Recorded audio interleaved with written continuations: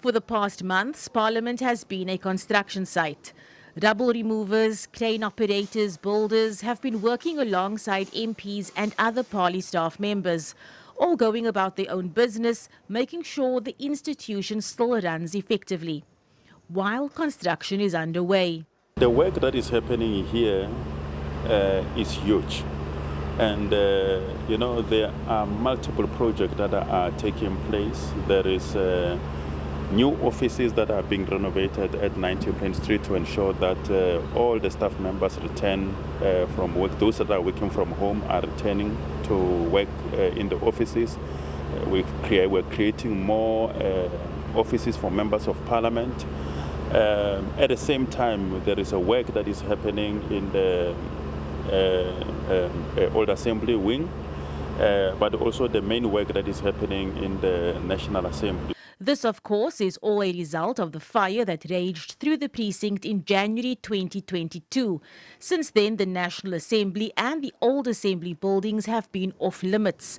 And while Motapo says all is on track for the rebuild, Public Works and Infrastructure Minister Dean McPherson says he is adopting a wait-and-see approach. I'm no engineer, but I know that whenever you try and renovate your bathroom, it always takes longer than what they say. So I think that on a project that big, I think we'll wait to see. In the meanwhile, presiding officers and parliamentary officials have made alternative plans for work at the institution to continue. One of those alternative arrangements has been the use of a dome for National Assembly sittings. The dome is also under reconstruction at the moment. Public Works says a contractor has been appointed to complete the re-erecting of the dome, which is expected to be completed before the next State of the Nation address. Abra Barbia, SABC News, Parliament. The year 2025 got off to a smooth start. A media briefing by KwaZulu-Natal Top Cop, Lieutenant General Nhlanhla Mkhwanazi in July, however, would thrust the criminal justice system into the spotlight, and not for a good reason. The allegations which impugned the Minister of Police, Senzo Mchunu, high-ranking SAPS officials, and the judiciary would lead to the birth of the Commission of Inquiry into allegations of criminality, political interference and corruption in the criminal justice system. The Minister of Police, Mr. Senzo Mchunu. The previous festive season saw the Political Killings Task Team disbanded through a directive issued by Police Minister Senzo Mchunu on the 31st of December 2024. A few months later in July, KZN Top Cop, Lieutenant General Nhlanhla Mkhwanazi, would hold a media briefing which would shake the nation. Mkhwanazi, who appeared dressed for war, alleged that the PKTT was disbanded after it closed in on alleged criminal syndicates that were allegedly being shielded by Police Minister Senzo Mchunu, high-ranking SAPS officials, and he even roped in the judiciary. But I understand that at this present moment, the war that we are facing is so serious that it deals with high-level senior officers within the criminal justice system. Therefore, it is important for us to go into a combat mode. It is important for me to make sure that I take on the enemy directly.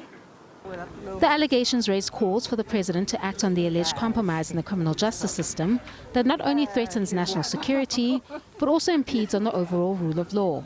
President Cyril Ramaphosa placed Mchunu on a leave of absence and set up a commission of inquiry, now known as the Madlanga Commission, to investigate the allegations. So help me God.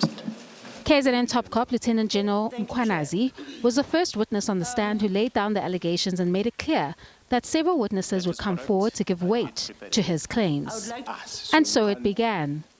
Top Cop General Fani Masemola took to the stand and affirmed that the decision to disband the PKTT was a surprise to all, and it was allegedly not informed by consultation.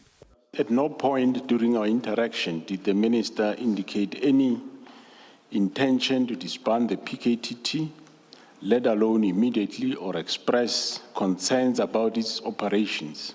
SAPS legal head, Major General Petronella van Rooyen, would echo similar sentiments and affirm Mkhwanazi's contention that Mchunu was not legally empowered to take such a decision.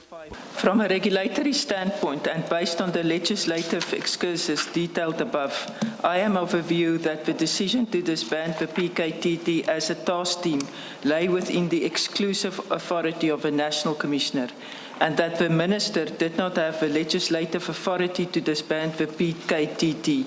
Crime Intelligence Head, Lieutenant General Dumsani Khumalo, would open up his vault of investigations, which would reveal that alleged criminal cartel members, namely Katiso Katie Molefe and Vusimuzi Kat Matlala, had allegedly infiltrated the criminal justice system and allegedly enjoyed undue influence over key figures. The revelations emanated from WhatsApp exchanges extracted from Matlala's phone. Communication between Mr. Vusimuzi Matlala and Mr. Brown Mkhwanazi, who is a businessman linked to several SAPS officials, and he appears to have been involved in funding activities for the Minister of Police within the ANC. Brown Mkhwanazi, the central figure in the alleged link between the underworld and Mchunu, however, appeared before the commission and attempted to reduce his interactions with Matlala to the so-called world of intelligence, a version which runs the risk of being rendered implausible after Mkhwanazi admitted to lying under oath in furtherance of his duties as a so-called agent. I want to suggest to you, Mr. Mkhwanazi, and hopefully, and depending on the answer that you give, this is the last point I'm making at this stage. I want to suggest to you that an oath is meaningless to you, and I have no reason to believe that the one you took before us here means anything to you. Do you want to comment on that? No comment, Commissioner. Mkhwanazi is alleged to be the middleman for Mchunu and the alleged criminal syndicates, a proposition the latter has rejected in his version. I do want to indicate that through all those positions, that public positions that I have had the privilege to occupy, from MEC, Premier, ministerial positions, I have never been accused of corruption. Mchunu and Mkhwanazi are expected to return to phase 2 of the public hearings in January next year to expand on their versions.